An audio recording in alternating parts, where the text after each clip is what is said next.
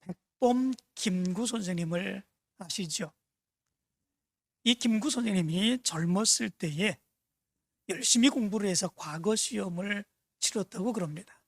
그런데 과거 시험을 치를 때마다 번번이 낙방하는 그런 모습들이 있었던 거죠. 아마도 뭐 공부를 적게 했다든가 아니면 시험을 잘못 봤다든가 그러면 당연히 실력이 없어서 그렇겠거니 생각하지만 그 당시의 시대가 이 실력보다도 공부보다도 오히려 재물이나 또 인맥이나 이런 것들에 의해서 좌우되는 것이 많았기 때문에 계속적으로 낙방하는 이런 모습들이 있었던 모양입니다. 이 모습을 보고 안타까워하며 그 아버지가 그래도 뭐라도 해야 먹고 살아야 되지 않겠냐 그러며 이 김구 선생님에게 관상을 좀 배워봐라 그렇게 얘기를 했다고 그럽니다. 관상.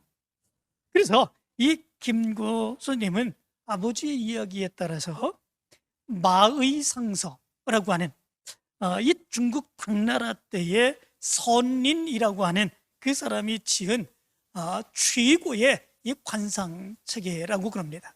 이 관상책 마의상서라고 하는 책을 구해서 혼자 독학으로 공부했다고 그럽니다. 그리고 어느 정도 실력을 연마한 뒤에 거울을 가져다 놓고 자기 얼굴을 보면서 자기 얼굴에 대한 관상을 보았다고 그럽니다. 어떻겠습니까?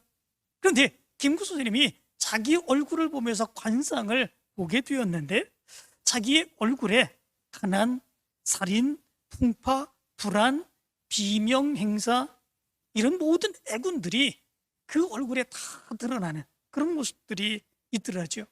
그의 얼굴이 최악의 관상이었다라고 하는 것입니다. 너무 실망했죠. 너무 낙심하는 그런 모습들이 있죠. 그리고 이런 생각을 했다고 그러죠. 내 관상이 이 모양인데 누구의 관상을 본단 말인가? 이렇게 생각하고 탄식하며 낙심하고 있는데 이 마의상서 이 마지막 구절에 보니까 이런 말이 자기 눈에 들어오더라죠.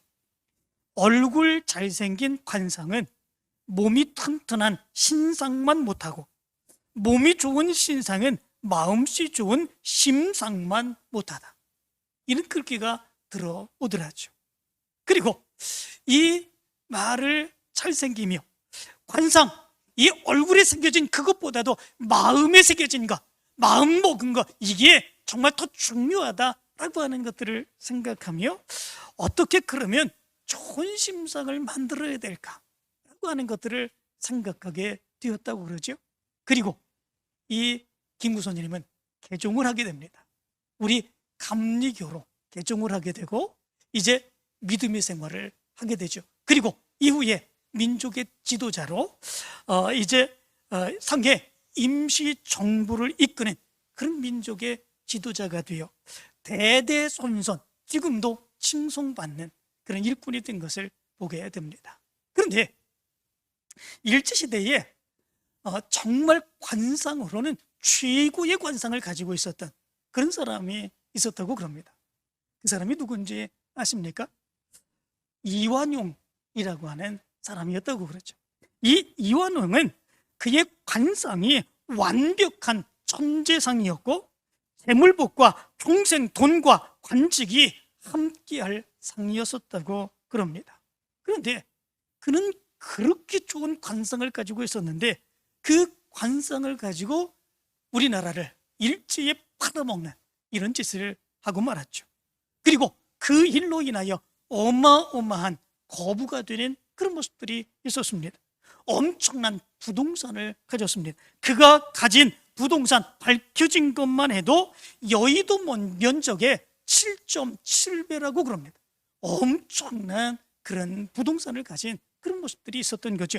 현금은 그것보다도 훨씬 더 많이 가졌다라고 그런다고 그럽니다. 그런데 그와 그의 후손들은 어떻게 됩니까? 그 좋은 관상을 가지고 나라를 팔아먹는 데에 그렇게 행함으로 인하여 그와 그의 후손들은 대대손손 민족의 역적 나라를 팔아먹은 놈이라고 하는 비난을 듣게 되는 그런 모습들이 있게 되었죠. 이런 모습들을 보면 환상이라고 하는 것, 이거는 그렇게 중요한 것이 아니다 라고 하는 것을 알 수 있죠. 그 사람의 관상을 가지고 그 사람이 어떤 삶을 살 것인가, 그 사람이 복을 받을 것인가, 그 사람에게 어떤 문제가 생기지 않을 것인가, 이런 것들이 중요한 것이 아니다라고 하는 것을 알 수 있다라고 하는 거죠. 성경은 이런 것들에 대해서 어떻게 이야기하고 있겠습니까? 사람의 얼굴을 보고 그 사람을 판단하고 그 사람의 마음을 꿰뚫어 보고 그리고 그 사람의 미래가 어떻게 될 것인가 판단하고, 이런 것들은 성경에서 말씀하고 있지 않습니다. 오히려 성경에서는 그런 일을 행하는 사람들을 진노하고 진멸할 것을 말씀하고 있는 것을 보게 됩니다. 하나님이 그런 짓을 행하는 사람들의 그 길을 하나님이 끊으시고 하나님이 진노하시는 그 모습도 있죠. 역대상 10장 13절부터 14절의 말씀 가운데 보면 이렇게 말합니다. 사울이 죽은 것은 여호와께 범죄하였기 때문이라. 그가 여호와의 말씀을 지키지 아니하고 또 신접한 자에게 가르치기를 청하고 여호와를 묻지 아니하였으므로 여호와께서 그를 죽이시고 그 나라를 이새의 아들 다윗에게 넘겨주셨더라. 이렇게 말씀해 주었습니다. 사울이 그렇게 행했죠. 신접한 자에게 그의 많은 것들을 물어보고 그 뜻대로 행하는, 하나님의 말씀대로 행하지 아니한 이런 모습들이 있게 되죠. 하나님이 그에게 주셨던 것 거두시는 그 모습이 있었지 않았습니까? 성경은 그런 것들을 원하지 아니하는 것을 보게 됩니다. 성경이 원하는 것은 하나님만 섬길 것을 원합니다. 하나님이 우리에게 들려주신 하나님의 말씀대로만 살 것을 원합니다. 하나님이 우리에게 예수 그리스도를 보내주셨는데 예수 그리스도를 믿고 구원받은 하나님의 자녀로서 그 사역을 감당하며 하나님의 축복 가운데 살기를 원합니다. 내 마음이 어떠느냐, 내 미래가 어떠느냐, 그 사람이 나를 어떻게 보느냐, 이것이 중요한 것이 아니라 내가 하나님을 믿고 그 말씀대로 어떻게 살아가느냐라고 하는 것, 그것이 더 중요하다고 하는 것을 얘기해 주고 있죠. 오늘 성경 말씀 가운데 보면 예수님이 그러한 것들을 분명하게 말씀해 주고 있습니다. 오늘 말씀은 예수님이 공생애를 시작하시면서 제자들을 택하시는 말씀이 기록되어 있습니다. 이 말씀을 보면 환상이라고 하는 것, 그 사람의 마음을 꿰뚫어 보는 것, 이런 것들을 그게 중요한 것이 아님을 말씀해 주고 있습니다. 그것보다 더 중요한 것이 있다, 그것보다 더 중요한 것을 붙들며 믿음으로 살아야 된다라고 하는 것들을 여기서 말씀해 주고 있는 것을 보게 됩니다. 오늘 말씀을 이야기에 앞서서 나다나엘이라고 하는 사람이 어떤 사람인가 라고 하는 것을 우리는 살펴봅니다. 빌립이 먼저 예수 그리스도의 제자가 되죠. 그리고 이제 가서 나다나엘을 예수님께로 이끌어오는 그런 모습들이 있게 됩니다. 이 나다나엘에 대해서 성경학자들은 얘기합니다. 이 사람이 예수님의 12제자인가 아닌가, 이것 가지고 많은 논쟁을 하게 되지요. 그리고 이런 결론을 얻게 되죠. 이 나다나엘은 예수님의 12제자 중에 하나다 얘기합니다. 그런데 성경 말씀 가운데 보면 예수님의 12제자의 이름을 이렇게 얘기해 주고 있습니다. 베드로, 요한, 안드레, 도마, 마태, 가룟 유다, 빌립, 시몬, 야고보, 세베대의 아들, 그리고 바돌로메, 알페오의 아들 야고보, 그리고 다데오, 이런 사람들이 있습니다. 여기에 나다나엘이라고 하는 이름은 없습니다. 그래서 이 나다나엘이라고 하는 사람이 예수님의 제자 중에 하나가 분명한데, 그럼 이 나다나엘이라고 하는 사람은 이 이름 중에 어떤 사람일까? 이것에 대해서 학자들은 얘기하기를 바돌로메라고 하는 사람, 이 사람이 아마도 나다나엘이라고 하는 그런 사람인 것이 틀림없다 이렇게 얘기합니다. 바돌로메가 나다나엘과 동일한 사람이다 라고 하는 것이죠. 그런데 이 나다나엘을 예수님께로 인도한 사람이 빌립입니다. 이 빌립이 나다나엘에게 가서 이렇게 얘기를 하죠. 모세가 율법에 기록하였고 여러 선지자가 기록한 그 일을 우리가 만났으니 요셉의 아들 나사렛 예수니라, 이렇게 말합니다. 그러자 이 나다나엘이 이렇게 얘기를 합니다. 나사렛에서 무슨 선한 것이 날 수 있느냐? 이렇게 얘기를 합니다. 나사렛에서 메시아, 우리를 구원해줄 구원자, 그런 사람이 거기에서 어떻게 나겠느냐라고 하는 거죠. 일종의 편견이죠. 왜냐하면 그 당시의 사람들도 그런 이야기들을 많이 했기 때문에 그렇습니다. 나다나엘이라고 하는 것이 그런 곳이었기 때문에 그렇습니다. 유대에서 북쪽으로 멀리 떨어진 외진 곳이 바로 이 나사렛이었습니다. 그리고 그 지역은 사투리가 굉장히 심했다고 그럽니다. 같은 유대인들이라고 할지라도 잘 알아듣지 못하는 이런 사투리를 행했다고 그럽니다. 뿐만 아니라 이방 사람들이 사는 마을 사이에 위치하고 있어서 순수한 유대 문화를 갖지 못한 곳, 이것이 바로 이 나사렛이라고 하는 그런 곳이었다고 그러죠. 그래서 그 지역에는 가난한 사람들, 불황한 들, 이런 사람들이 그 지역에 많이 살고 있었다고 그럽니다. 그들 스스로도 그렇게 생각했다고 그러지요. 이런 나사렛에서 무슨 선한 것이 날 수 있느냐, 이런 곳에서 무슨 뛰어난 그런 능력 있는 사람이 나올 수 있느냐, 그들 스스로도 그렇게 얘기했다고 그럽니다. 그런데 그렇게 생각하는 나다나엘에게 빌립이 뭐라고 얘기합니까? 와보라, 그렇게 이야기합니다. 그랬더니 이 나다나엘이 예수님께로 올 때에 예수님이 이렇게 얘기를 합니다. 보라, 이는 참으로 이스라엘 사람이라 그 속에 간사한 것이 없도다, 이렇게 얘기를 합니다. 예수님이 나다나엘을 보시면서 그 속에 간사한 것이 없다, 그 속에 가식이 없고 겉과 속이 다른 그런 모습들이 없고, 이 사람이 정말로 진실한 사람이다, 하나님만을 바라며 믿음으로 살아가는 그런 사람이다, 예수님이 그렇게 얘기해 주고 있는 것을 보게 됩니다. 이 말에 나다나엘이 깜짝 놀랐지요. 그리고 어떻게 나를 아시나이까, 그렇게 묻습니다. 예수님이 그의 마음과 그의 삶, 그런 것들을 어떻게 아시는지, 그것을 어떻게 아실 수 있는지 이 나다나엘은 깜짝 놀라는 그런 모습들이 있게 됩니다. 그리고 예수님은 이 나다나엘에게 이렇게 말하죠. 빌립이 너를 부르기 전에 내가 무화과 나무 아래 있을 때에 보았노라, 이렇게 말합니다. 그 당시에는 사막 지역이기 때문에 나무들이 많이 있지 않습니다. 군데군데 듬성듬성 나무들이 있기는 한데, 그 중에서 어떤 나무들은 크게 자라는 그런 나무들이 있어서 거기에 그늘을 만드는 그런 모습들이 있죠. 그런 곳에 사람들이 가서 쉬기도 합니다. 그런 곳에 가서 사람들이 하나님의 말씀을 묵상하기도 하고, 그런 곳에서 기도를 하기도 하고, 그런 곳에서 하나님의 말씀을 연구하기도 하는 이런 모습들이 그 당시에 있었다는 것이죠.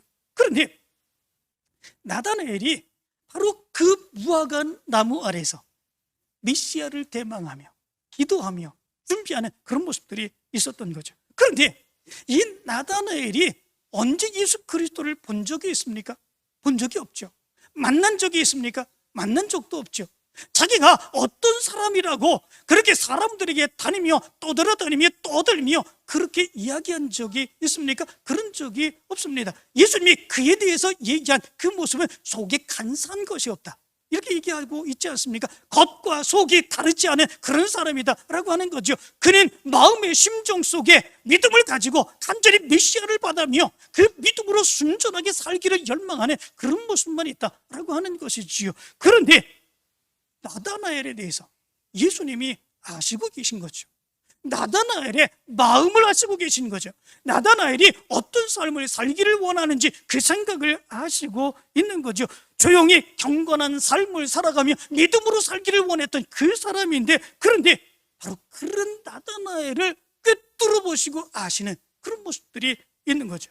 이거는 보통 사람으로는 알 수 없는 그런 모습들이 있는 것이지요. 그런데 예수님이 알고 있는 거죠. 보고 있는 거죠. 이 나다나엘이 깜짝 놀라게 되는 그런 모습들이 있죠. 우리의 모습 가운데서도 그런 모습들이 드러날 수도 있죠. 내 속에 있는 것, 이건 나만 아는 거지 않습니까? 그런데 누군가가 내 마음을 알아요. 누군가가 내 생각을 알아요. 그 생각을 알고 이야기합니다. 그러면 깜짝 놀라게 되는 그런 모습들이 있게 됩니다. 그렇게 되면 그 사람 앞에 서기도 겁나는 그런 모습들이 있죠. 괜히 죄를 짓지도 않았는데도 불구하고 그 사람만 보면 두렵습니다. 혹시 저 사람이 내 마음을 알지는 않을까, 내 생각을 알지는 않을까, 그래서 그것을 가지고 다른 사람에게 얘기는 하지 않을까, 괜히 그 사람 앞에 서는 것조차 두려운 그런 모습들이 있게 되는 것을 보게 됩니다. 그런데 예수님이 이 나다나엘의 그 속마음까지도 다 꿰뚫어 보시는 그런 모습들이 있는 거죠. 그 모습 안에서 나다나엘은 엄청난 두려움을 가졌던 그런 모습들이 있었던 것 같습니다. 놀라운 그런 모습들을 가졌던 것이죠. 신문에 이런 재미난 기사가 나왔습니다. 시어머니를 병간호하는 며느리가 있었습니다. 시어머니를 병간호하는데 그 시어머니는 이제 소변을 받아서 검사를 하고 그 소변으로 인하여 날마다 치료약을 바꾸며 치료하는 그런 시어머니였습니다. 그런데 어느 날 그 어머니가 소변을 받아서 며느리에게 갖다 주라고 그 소변을 받은 것을 가지고 가다가 며느리가 가다가 떨어뜨려서 쏟아버리고 말았습니다. 어떻게 해야 되겠습니까? 깜짝 놀라게 된 것이지요. 그리고 어떻게 할까 그러다가 시어머니에게 이야기하면 잔소리가 많을 것 같아서 몰래 화장실로 들어가서 자기의 소변을 받아서 검사실로 갖다 주지요. 자, 그러면 괜찮을 줄 안 거지요. 자기 소변하고 이 시어머니 소변하고 뭐 크게 다를까 그렇게 생각을 했던 것이죠. 그런데 그 검사지를 가지고 의사 선생님이 이 시어머니에게 와가지고 이렇게 얘기를 했다고 그럽니다. 기적이 일어났습니다. 그렇게 얘기를 했다고 그럽니다. 기적이 일어났습니다. 그러니까 그 시어머니가 깜짝 놀란 거죠. 이제 지금까지 치료를 받았으니까 이제 내 병이 다 나았나 보다. 이제 튀어나도 되나 보다. 그렇게 생각을 하고 있었던 거죠. 그런데 그 의사가 이렇게 얘기를 했다고 그럽니다. 임신하셨습니다. 그랬대. 그러자 그 시어머니가 깜짝 놀라서 거기서 기절했다고 하는 그런 이야기입니다. 이게 실제로 있었던 그런 이야기라고 그럽니다. 참 기가 막힌 그런 모습이 있지요. 며느리는 드러나지 않을 줄 알았습니다. 자기의 오줌하고 시어머니의 오줌하고 이렇게 바꾸치기를 해도 이게 별로 크게 드러나지 않을 줄 알았던 거죠. 그런데 그게 다 드러난 거죠. 탄로난 그런 모습들이 있는 거죠. 그 앞에서 이 며느리의 얼굴이 어땠을까? 그 며느리의 입장이 어땠을까? 이런 생각을 해봅니다. 얼굴 들지 못하겠죠. 도망치고 싶은 그런 마음이 들었겠죠. 바로 그런 것입니다. 자기 속에 있는 마음들, 자기가 행한 일들, 아무도 모르는 그런 일들, 그런 것들이 누군가에 의해서 알려지고 드러나게 되는 그런 모습들이 있으면 두려운 마음이 드는 거죠. 걱정되고 염려되는 그런 마음이 드는 거죠. 감히 그 앞에 설 수 없는 그런 모습들이 있게 되는 거죠. 그런데 나다나엘도 그러한 거죠. 예수님의 이런 모습으로 예수님이 그 나다나엘의 모습을 보면서 그의 속마음까지도 다 들여다보시는 그런 모습들이 있게 된 거죠. 그때에 예수님 앞에서 나다나엘이 뭐라고 얘기합니까? 랍비여, 당신은 하나님의 아들이시요 당신은 이스라엘의 임금이로소이다. 이렇게 이야기합니다. 이런 능력의 역사는 보통 사람이 할 수 있는 것이 아니다 라고 하는 거죠. 당신은 하나님의 아들이십니다. 당신은 이스라엘의 임금이로소이다. 당신이 메시아입니다 라고 고백하는 그런 모습들이 있는 것을 보게 됩니다. 그런데 이런 나다나엘에게 예수님이 뭐라고 말씀을 하십니까? 내가 너를 무화과나무 아래에서 보았다고 함으로 믿느냐, 이렇게 얘기를 합니다. 내가 너의 마음의 삶, 너의 생각들, 그런 것들을 속속들이 다 안다는 것 때문에 네가 이렇게 고백하는 거냐, 네가 이렇게 두려워하는 것이냐, 네가 나를 하나님의 아들 메시아라고 얘기하는 거냐, 예수님이 이렇게 얘기하고 있는 것을 보게 됩니다. 이것이 뭔가 엄청난 능력이 되는 장, 이것을 보고 메시아라고 생각하는 것, 그것이 바로 네가 얘기한 거 아니냐, 예수님이 이렇게 얘기하고 있는 거죠. 그런데 이것 때문에 지금 예수님은 제자들을 세우시고 계시지 않습니까? 이것을 보고 네가 나의 제자가 되어서는 안 된다, 예수님은 말씀하고 있는 것을 보게 됩니다. 무엇 때문에 그렇습니까? 이런 능력을 보고 예수가 메시아라고 생각을 했다면 나중에 더 큰 신비한 능력을 행하는 사람들이 있으면 또 그 사람에게로 갈 수밖에 없기 때문에 그렇습니다. 이 사람이 아닌가 봐, 이렇게 생각할 수 있죠. 이 사람이 행한 일이 굉장히 능력이 있는 그런 일을 행했는데 이 사람이 메시아인 줄 알았는데 아닌가 봐. 이것보다 더 큰 일을 행하는 사람, 저 사람이 하나님이 보내신 사람인가 봐. 저 사람이 하나님의 능력의 역사를 행하는 사람인가 봐. 이렇게 돌아갈 수밖에 없는 이런 모습들이 있게 되죠. 세상에서 나타나는 이런 일들을 가지고 그 사람이 하나님의 능력의 일을 행하는 사람이냐, 하나님의 뜻을 이루는 사람이냐, 하나님이 보낸 사람이냐, 이렇게 판단해서는 안 된다고 하는 것을 예수님이 이야기해 주고 있는 것을 보게 됩니다.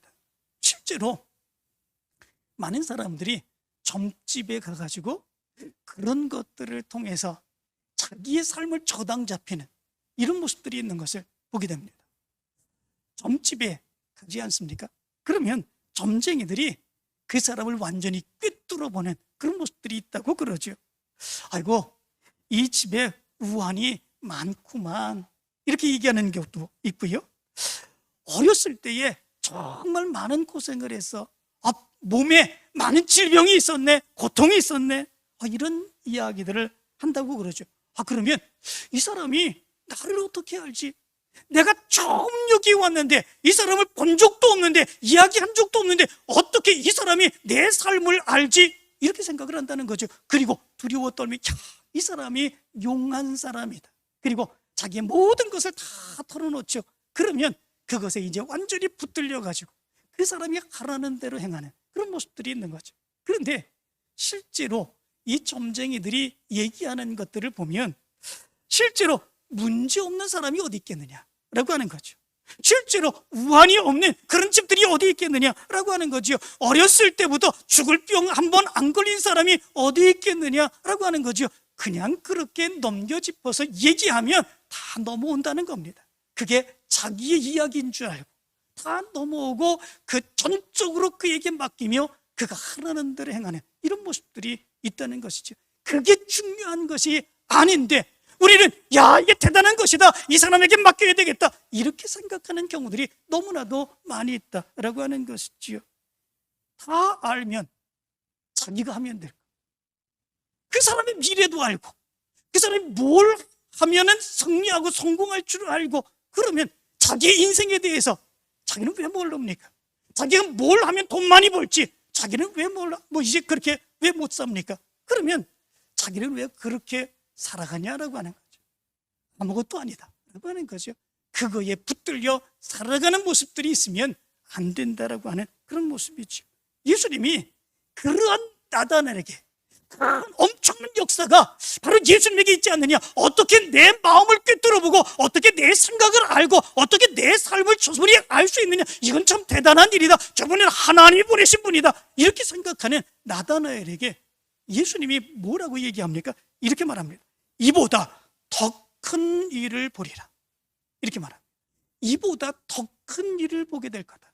네가 내 제자가 되면 이보다 더 큰 일을 보게 될 거다 라고 하는 거 아니겠습니까? 그러면 이보다 더 큰 일이라고 하는 거, 그게 무엇입니까? 나다나엘의 마음을 알고 헤아리고 생각을 알고 어떤 삶을 사는지를 아는 예수님. 그러나 그것보다 더 중요한 것이 있다라고 하는 것이죠. 그것이 무엇입니까? 이제는 예수 그리스도께서 이 땅에 오셔서 우리를 위하여 십자가를 지시고 죄를 위하여, 우리의 죄를 감당하기 위하여 십자가에 피 흘려 죽으시는 바로 그 모습. 그래서 너희들을 구원하시기를 원하시는, 하나님의 사역을 감당하기를 원하시는 바로 이것이다 라고 하는 거죠. 예수님의 제자가 되면 이런 더 큰 일을 보게 된다 라고 하는 거죠. 이 더 큰 일을 볼 수 있는 그 모습이 있어야 된다라고 하는 거죠. 하나님의 사람이 되기를 원하면, 예수님의 제자가 되기를 원하면, 예수님을 따르기를 원하는 사람이 되려면 이 세상에 나타나는 일들, 그 마음을 꿰뚫어 보는 일들, 관상을 보는 일들, 그게 중요한 것이 아니라 하나님이 우리를 얼마나 사랑하시는지, 그리고 하나님이 예수 그리스도를 왜 이 땅에 보내셨는지, 그리고 이 땅에 보내시며 왜 그 예수 그리스도를 십자가에 못 박아 죽이시고 십자가에 못 박아 주시며 피 흘리시며 우리를 위하여 대신 죽으시는 것이 있었는지, 바로 이것을 볼 수 있어야 된다라고 하는 거죠. 그것을 볼 줄 알게 되면 하나님의 그 그 사랑의 모습이 얼마나 큰지를 깨닫게 됩니다. 나를 사랑하시는 하나님, 나를 구원하시는 하나님, 바로 그 하나님의 은혜와 사랑이 얼마나 큰지를 알게 됩니다. 그리고 나를 향해서 하나님이 어떤 사역을 감당하기를 원하시는지를 분명히 깨달아 알기를 원한다라고 하는 거예요. 그래서 믿음의 사람들을 보면 이것을 깨달은 사람들의 삶의 모습이 달라지죠. 이보다 더 큰 일을 보리라. 예수님을 믿고 예수님을 따르며 이거보다 드러나는 일들, 그것보다 더 큰 역사를 체험하게 됩니다. 나를 위해서 죽으신 예수 그리스도를 만나게 되는 그런 모습들이 있게 되죠. 사도 바울도 바로 이 모습을 깨닫게 되는 그런 모습들이 있게 되죠. 그 모습을 깨닫고 어떤 삶을 살아갑니까? 은혜의 감격을 깨닫게 되죠. 은혜의 감격을 깨닫게 되고 이제는 예수님만을 위하여 내 모든 것을 버리며 살아가겠다 얘기를 합니다. 로마서 14장 8절은 그래서 그의 믿음을 이렇게 고백합니다. 우리가 살아도 주를 위하여 살고 죽어도 주를 위하여 죽나니 그러므로 사나 죽으나 우리가 주의 것이로다. 사도 바울의 모습 가운데서 왜 이런 고백이 나옵니까? 다른 것이 아니라 이보다 더 큰 일을 보리라. 바로 그것을 보았기 때문에 그렇습니다. 그것을 깨달았기 때문에 그렇습니다. 그래서 이제는 내가 예수 그리스도만을 위하여, 나를 위해 죽으신 예수 그리스도만을 위하여 살아도 죽어도 주님만을 위하여 살겠다 결심하며 살아가는 이 모습이 있게 된 것이지요. 믿음의 사람들의 모습에서는 이것을 깨닫게 될 때는 그 어떤 것도 두려워하지 않습니다. 믿음으로 살아갈 때 세상에서 많은 일을 당하지요. 많은 협박을 당하죠. 많은 핍박을 당하죠. 그럼에도 불구하고 결코 이것을 버리지 않고 믿음으로 살아가게 되는 그런 모습들이 있게 되지요. 나면서부터 걷지 못하게 된 자, 그 자를 베드로와 요한이 예수 그리스도의 이름으로 걷게 해주는 그런 모습들이 있게 되죠. 이 모습을 보면서 관리들, 장로들, 서기관들, 대제사장들이 두려워하게 됩니다. 이 사람들이 많이 예수에게로 돌아갈 것을 생각하며 그렇게 행하지요. 그리고 그들은 제자들을 불러서 이렇게 경고하게 되는 그런 모습들이 있게 됩니다. 도무지 예수의 이름으로 말하지도 말고 가르치지도 말라 이렇게 협박을 하게 되는 그런 모습들이 있게 됩니다. 이 모습에서 베드로와 요한이 뭐라고 대답합니까? 이렇게 말합니다.